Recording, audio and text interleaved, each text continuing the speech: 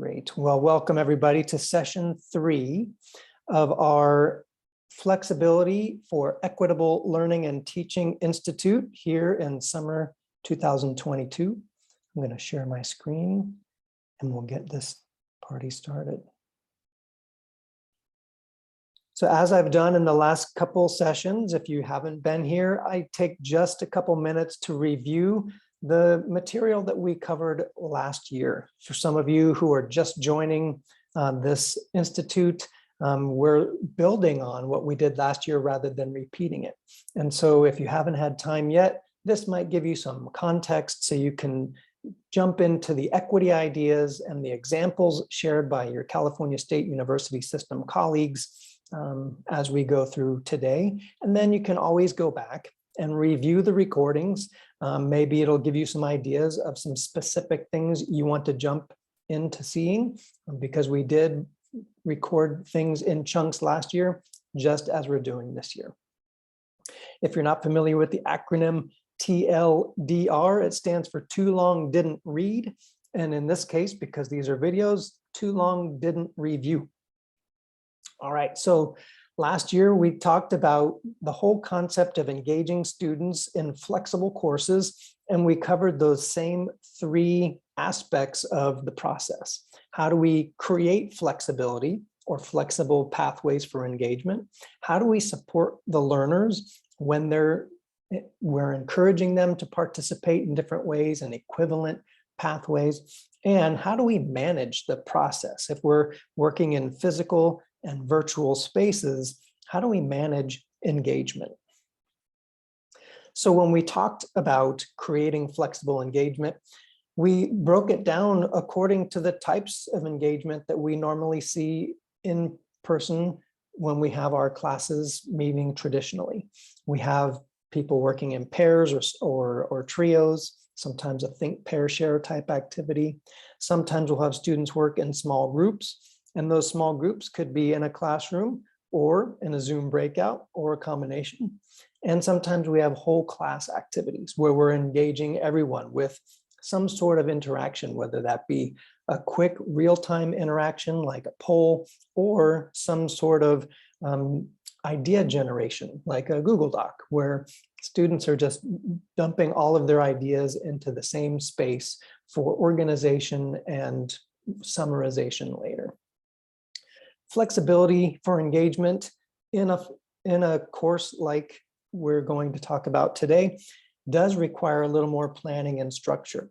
So we can obviously create a quick poll or a quick activity to follow something maybe inspired by a question a student asks.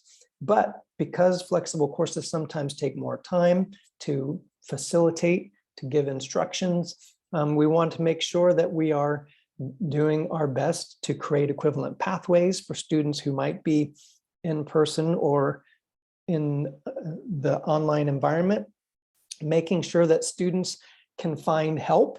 That could be in the room. They may not have a device, and so you can ask people to volunteer to be a technology scribe, someone who submits responses for multiple people from their mobile device or laptop, or they might need a remote buddy. Someone on Zoom might need an anchor, someone in the room who can be their advocate, ask a question, repeat something that the instructor said.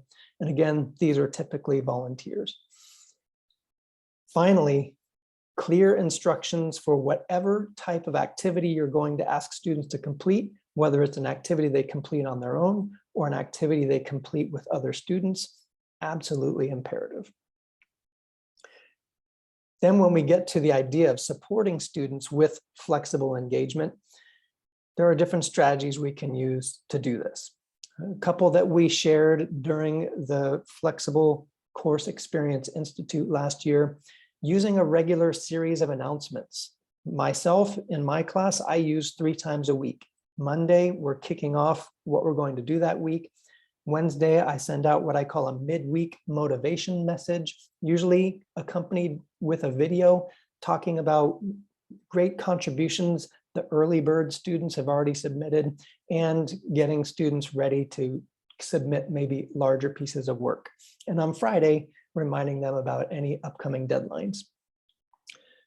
We also need to help students plan for engagement because students often only put in their calendar the time for a real-time class session. So if they're going to be working asynchronously, making sure that they put time in their calendar to review the recordings, to complete any activities before the next real-time session, etc. We can help them do this by creating cookbook-like time on task lists so they know how long it will take to complete each activity, giving them to-do lists, whether it's a Microsoft Word document, a PDF, or an online to-do list login. And then again, the idea of calendar entries with those reminder alerts, so students will get pinged on their phone when it's time to begin working on something rather than when it's time to turn something in, will be helpful to get them into that self-directed learning mode. We can also think about how do we motivate students to engage with activities and with other students in a flexible course. Part of it is us. We need to be present. It's what's called instructor presence. When you look at the community of inquiry model, COI, examples of what quality engagement looks like, so students know what you're expecting when they participate in an activity. Giving personal shout outs or call outs. Sometimes you can do this in an email or a video spotlight, or just mention them when you're replying to other students. Hey, did you see what Dr. Noah put in her thread? Go check it out. Giving students the ability to track their progress is critical. And as we'll hear from one of our speakers today, the idea of gamifying some of your activities can increase motivation for students to participate. In our last section last year, we talked about managing multiple environments, physical and virtual, when we're facilitating activities for students to complete.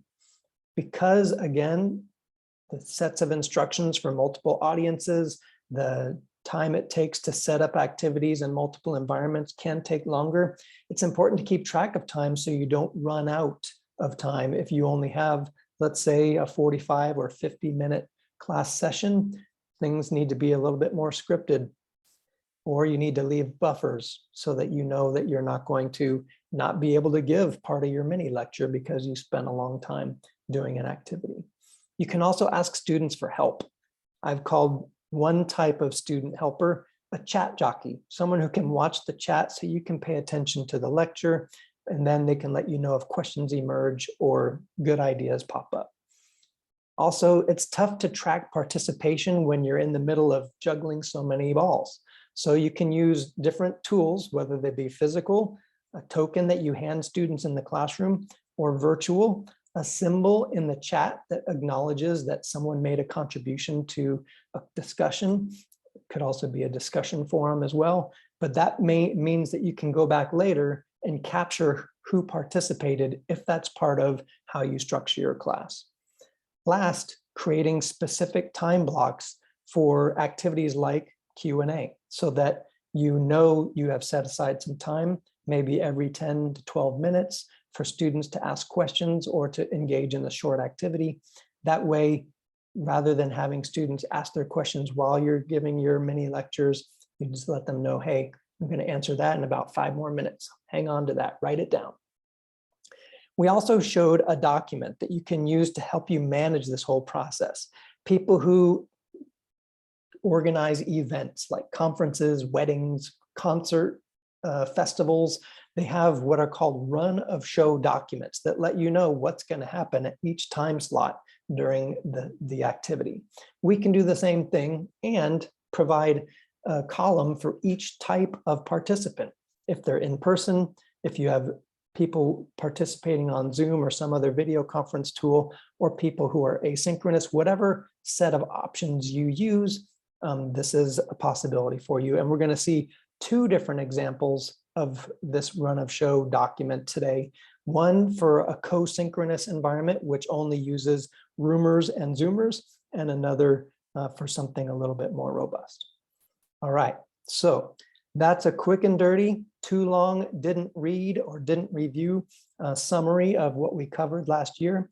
Now I'm going to stop my sharing so that we can create a tight little video clip for people to watch asynchronously.